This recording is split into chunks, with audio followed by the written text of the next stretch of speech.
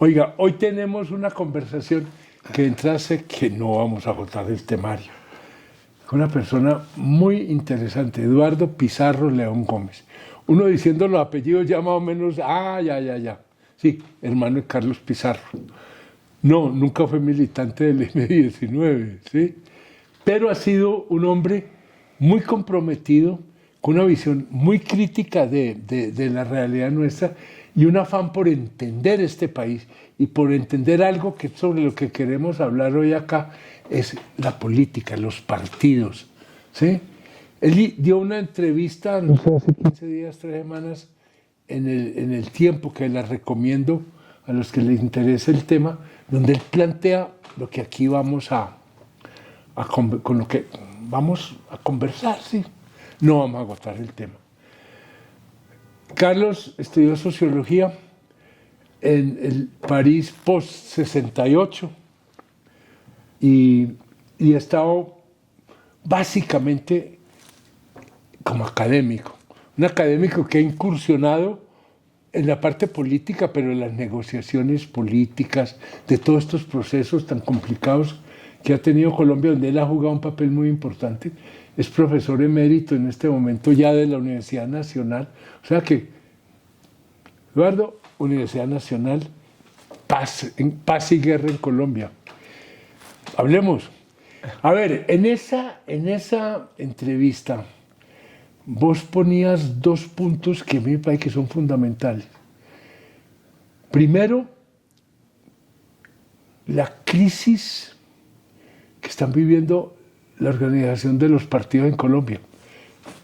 Hablábamos ahora ya 37 y faltan datos de otros municipios.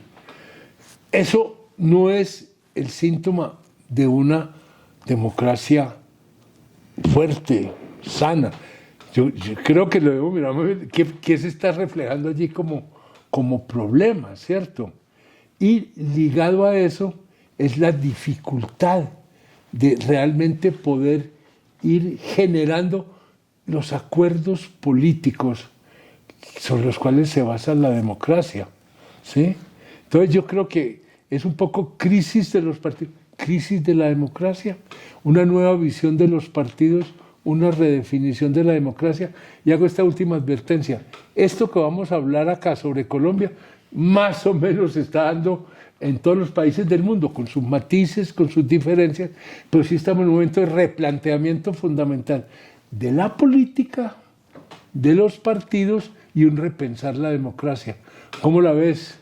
Ahí tienes para un rato. No, es muy interesante lo que planteas, porque en estos momentos tenemos 37 partidos políticos con personería jurídica concedida por el Consejo Nacional Electoral. Hay varios partidos políticos que están aspirando a reconocimiento, es decir, la cifra puede superar los 40 partidos políticos en los próximos meses. Nunca había habido tantos partidos en Colombia. No, en los años 90 se produjo un fraccionamiento del sistema de partidos que llevó a una reforma política en el año 2003 para exigir niveles más altos de requisitos para poder tener partidos más fuertes. Sin embargo, eso se fue debilitando. Y hoy en día, prácticamente con un representante a la Cámara o un senador, o más de 50.000 votos en una elección, ya se puede conformar un partido político con reconocimiento del Consejo Nacional Electoral. Es decir, está absolutamente fracturada la representación política en Colombia, y esto es muy delicado porque está fraccionado el Senado, está fraccionada la Cámara. Por consiguiente, lograr mayorías parlamentarias se volvió casi imposible para sacar adelante los proyectos de ley del gobierno respectivo. Y cuando ese gobierno tiene que comenzar a negociar con una multitud de fuerzas políticas en el Senado o en la Cámara, las leyes son de pésima calidad, porque el partido X mete un punto, el partido Y mete otro punto, y finalmente una colcha de retazos y leyes de pésima calidad. Exactamente. Hoy en día tenemos una pésima gestión parlamentaria por el fraccionamiento del sistema de partidos políticos. Y además, que también lo tienes ahí en la entrevista, esto debilita los partidos es la oposición y debilita los partidos para gobernar. Es decir, es un debilitamiento de los escenarios en donde los partidos actúan. Es muy impactante porque el pacto histórico está compuesto por 15 partidos y 12 movimientos políticos y étnicos, 26 en total. Y obviamente ahí no hay un aparato político coherente y por consiguiente lo que eso ha dado como resultado es un liderazgo personalista. Gustavo Petro no tiene un partido que lo oriente, que lo controle, que le dé orientación, que le ponga límites, sino que él es él. Es él y él es el que permite que eso tenga alguna forma de organización. Pero es simpático. Esta semana pasada Petro salió en una de sus salidas así repentinas de que hay que crear el partido único para las elecciones, que se acabó toda esta fragmentación. Sí, es interesante porque obviamente está demostrando la debilidad está para gobernar planteando con esa... dos posibilidades. Sí. La posibilidad de un nuevo triunfo del pacto histórico conformado en un partido único para el 2026 o eventualmente su reelección.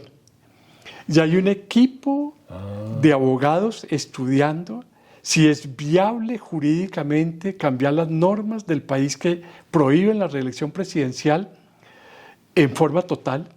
Entonces la idea es o una reelección de Petro, si eso fuese viable, que unificaría, o una digamos, elección de Petro para el 2030 y un candidato triunfante del pacto histórico para el 2026. En eso están un grupo de abogados trabajando. Yo creo que es absolutamente inviable hoy en día cambiar las normas que impiden la reelección presidencial, que es la tradición colombiana. Esa tradición la cambió Uribe. En el 2006, cuando fue reelecto, y en el 2010 ya la Corte Constitucional dijo no más, lo impidió, pero esa norma favoreció a Santos, y luego en el año 2016 finalmente volvimos a la tradición colombiana de la no reelección presidencial. Es muy impresionante porque si uno piensa en todo el siglo XX, solo tuvimos tres personas que gobernaron más de un periodo, que fueron el caso de López Pumarejo, que tuvo una segunda elección presidencial, Alberto Lleras Camargo, que terminó un periodo y luego tuvo otro periodo. Y a principios del siglo XX, el general Holguín, el familiar de María Ángela Holguín, que fue 3 veces encargado de la presidencia. Pero en todo el siglo XX, salvo esos 3 casos, la tradición de la no reelección presidencial en Colombia se cumplió estrictamente. Se rompió con Uribe, pero ya volvimos a la norma de que ningún presidente puede ser reelecto bajo ninguna circunstancia, ni inmediatamente, ni tras un periodo o 2, como en algunos países de América Latina. Y hay la idea, y en eso están, de pensar en esa posibilidad. Interesante. A ver, porque hay una cuestión, y es que creo que uno puede asociar esta crisis de partidos, que esa proliferación de partidos, yo creo que la lectura más directa implica que hay una debilidad, un debilitamiento de la estructura de los partidos, del sentido de los partidos, del papel que juegan los partidos. Está ligado también a una crisis, a un debilitamiento de la democracia. Uno puede mirar la dinámica de fraccionamiento partidista y un cuestionamiento de la democracia. Yo creo son fuerzas que tienes toda la razón, porque tuvimos, después del colapso de la Unión Soviética y del campo socialista, en los inicios de los años 90 del siglo pasado, un auge democrático a nivel global. Y tuvimos la expansión de la democracia en América Latina, después de las dictaduras militares, el surgimiento de muchos regímenes democráticos en África, en Asia, en Europa Oriental. Y hoy estamos viviendo un retroceso profundo. El número de democracias en el mundo está retrocediendo y el número de gobiernos autoritarios está aumentando.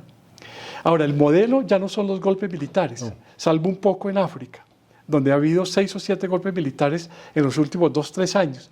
El modelo son gobiernos electos que comienzan a asumir rasgos autoritarios.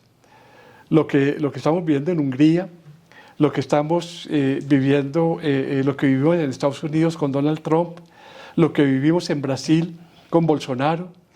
Italia. Lo que es posible que se viva en Italia. Y en Alemania, ¿cómo va el proceso? Pero es muy impactante cómo son regímenes elegidos democráticamente que se transforman en regímenes de carácter autoritario.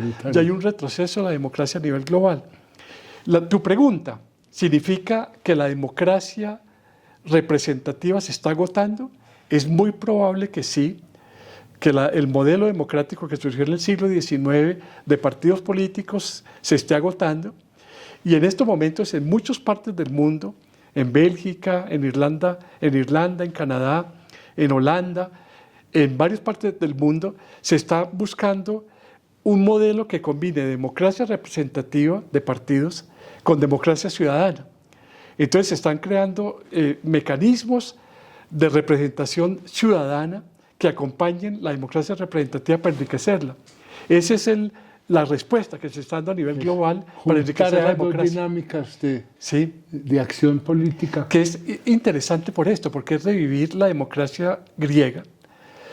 Democracia directa, sí, la del ágora. Sí, exacto. Se presentan es el ciudadano directamente. 2.000, 3.000 ciudadanos y se escogen al azar 100, por ejemplo, 50 hombres, 50 mujeres de distintas edades, de distintas provincias, y se crea una unidad de democracia directa que acompaña la democracia representativa y que canaliza las demandas de los ciudadanos.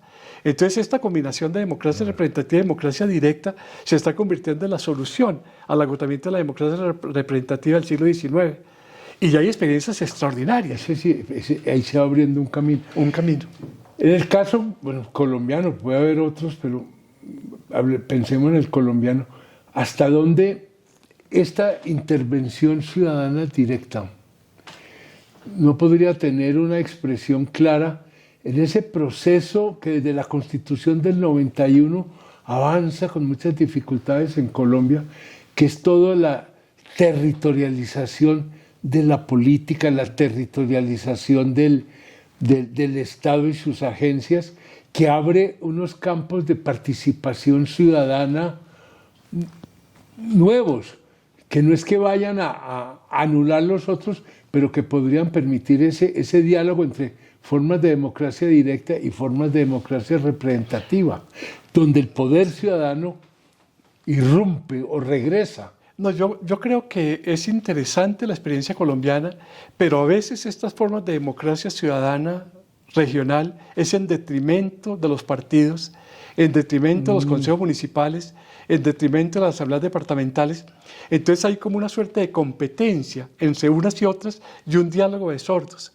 Yo creo que Colombia tiene que estudiar la experiencia extraordinaria de Bélgica o de Irlanda o de Canadá para que sean complementarios, para que esa creación de espacios de representación ciudadana sean para fortalecer la democracia representativa y no para debilitarla. Y no para sustituirla. En Colombia se está dando una competencia entre unas y otras y en una complementariedad.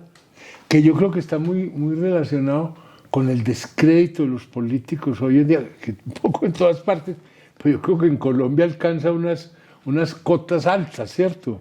Entonces, hay como, a veces sienten un cierto sentido de venganza ciudadana los abusos de los políticos.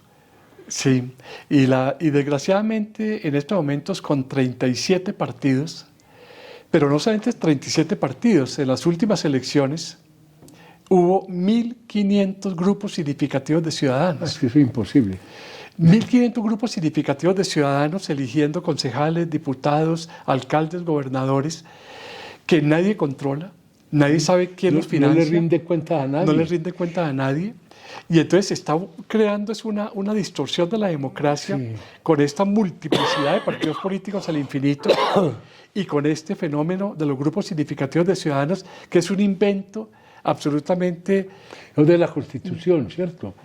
Eso... ¿O es una reforma constitucional? Eso fue en la Constitución del 91 y luego se reglamentó en el 94, pero se salió de madre, porque ya nadie lo controla.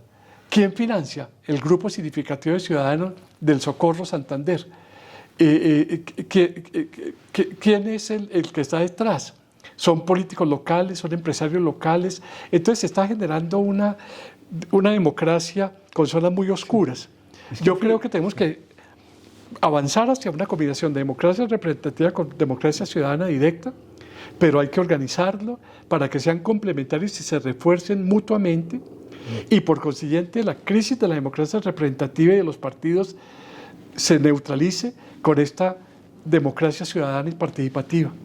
Tiene que ser complementaria y no antagónica. Absolutamente, absolutamente de acuerdo. Es que esto se volvió ya, y lo tienes ahí en la entrevista, es un político, un partido, un político, un partido. Cada uno tiene su partido, ¿cierto? Yo no sé, hubo un malestar creciente que se fue formando a lo largo del Frente Nacional contra el bipartidismo, contra el monopolio liberal conservador del poder. Y yo creo que la Constitución del 91, respondiendo a eso, abrió las puertas para que hubieran más fuerzas políticas en acción. Pues parece que las puertas se nos desbordaron. ¿Será que es necesario ahora recoger algo? Yo creo que abrimos las puertas mal.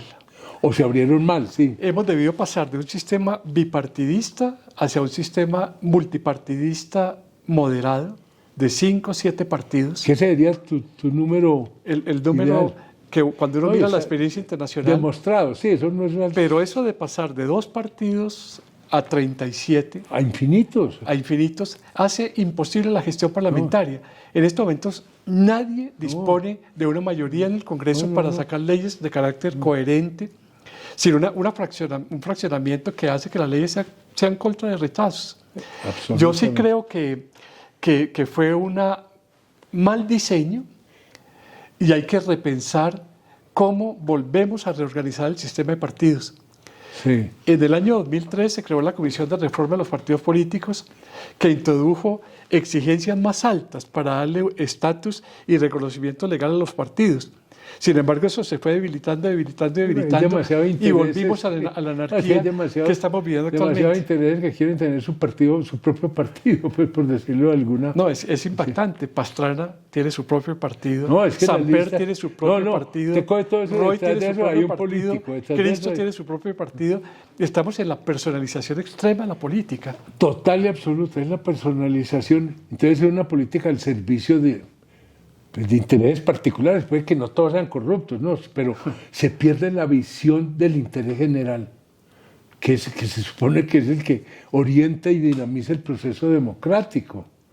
Entonces eso se vuelve se puede volver un debilitador fundamental de lo que es la democracia como la conocemos. A mí me llamó la atención en tu entrevista que no mencionaste las coaliciones. Y si uno ve hoy en el mundo, en parte por todo esto que estamos hablando, sí. Son gobiernos de coalición, y son coaliciones de gobierno y coaliciones de oposición. Ahora, las coaliciones no nos sirven como una cobija para tapar todo este desorden que hay, pero sí podría, pregunto yo, abrir un camino en donde se logra concentrar acción respetando diversidad. No, tienes toda la razón. Digamos, el pacto histórico es, si se quiere, una coalición. ¿Sí? Son en estos momentos 15 partidos políticos y 12 movimientos políticos y étnicos, 26, 27 en total. ¿Cuál es el problema? Que está tan fracturada y son tan débiles cada uno de los componentes, que eso impide la construcción de consensos y programáticos serios, y por consiguiente lo que genera es un personalismo extremo en el presidente Gustavo Petro, porque no hay un partido de gobierno, lo que hay es una multiplicidad de partidos. ¿Y quién los aglutina? Él. Él. Pero la función de los partidos, que es orientar al gobierno, controlar, darle orientaciones programáticas, etcétera, no se cumple.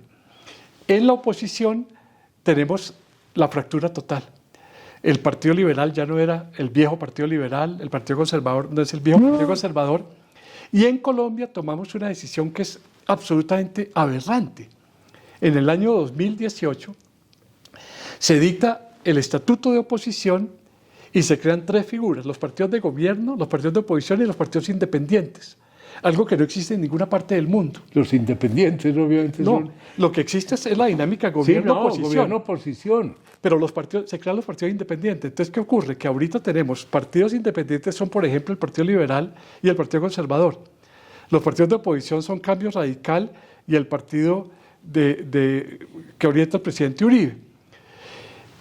¿Qué es lo que ocurre? Que los partidos independientes están siendo cooptados a través de redes clientelares, a través de recursos para los alcaldes o los gobernadores o a través de puestos públicos. Entonces tenemos el Partido Liberal completamente fracturado. El presidente César Gaviria es teóricamente el director del partido, pero la mitad del Partido Liberal está cooptado por el ministro del Interior a través de prácticas clientelistas para poder tener una cierta mayoría política en el Senado y en la Cámara. Entonces, esa figura de los partidos independientes fracturó además la dinámica de la política, porque lo hemos debido tener son partidos de gobierno y partidos de oposición como en la Gran Bretaña, como en Francia, como en España, pero esa figura extraña de los partidos independientes está desvirtuando mucho más el funcionamiento de la democracia en Colombia. Ay Dios, qué tema tan tenaz. Hay una conclusión. Te voy a poner. No es posible tener una vida política sin una organización de partidos o de organizaciones políticas, como se quieran llamar. Pero lo que tenemos ya no cumple. ¿Sí? Sería muy interesante ver ese injerto, o esa complementación con el elemento ciudadano y el elemento partidista tradicional que nos comentaron. Hay que estudiar eso en Bélgica, decías, en Irlanda y en... en Canadá. Canadá, decías también. Sí. Porque yo creo que ahí es un tema que no hemos mirado y es un tema no para copiar, pero sí para inspirarnos. Y yo creo que aquí habrían elementos para poder avanzar en eso. Pero ¿dónde están las fuerzas políticas que quieran impulsar el cambio de aquello de lo cual se han beneficiado enormemente? Tú haces una pregunta clave porque se requiere una gran reforma política y electoral para que los requisitos para ser partido sean mucho más sólidos y tengamos un número de partidos mucho más reducido, más fuerte, para que ejerzan el papel de partido de gobierno, de partido de oposición con seriedad. Una buena oposición hace un buen gobierno. Sí, claro. Es una condición para un buen gobierno, pero necesitamos pasar de 37 a 5, 7 partidos importantes y al mismo tiempo yo creo que hay que fortalecer la democracia ciudadana como se está haciendo en otras partes del mundo y creo que en Colombia ya es inevitable una democracia ciudadana importante, pero organizada para que lleve proyectos hacia el Parlamento, hacia los partidos y ambos esa democracia ciudadana revitaliza la democracia, revitaliza los partidos. Yo creo que por ahí tenemos que orientarnos. Y me atrevo a decir que sería una democracia ciudadana con un fuerte contenido regional, pero eso sería tema de... Es que la realidad regional y la diversidad regional en Colombia es muy... Sí, ahí salió la voz del paisa. Sí, puede ser. Puede ser. Pero es que fíjate, y con esto tenemos que acabar desafortunadamente. Tenemos que pasar de unos partidos al servicio y una política al servicio de los políticos a una política y unos partidos al servicio de los ciudadanos. Es decir, una apropiación de esto por los políticos desplazando el interés ciudadano. Y esto necesita que la ciudadanía recupere la política, recupere los espacios políticos y recupere los instrumentos de la política. Menuda tarea.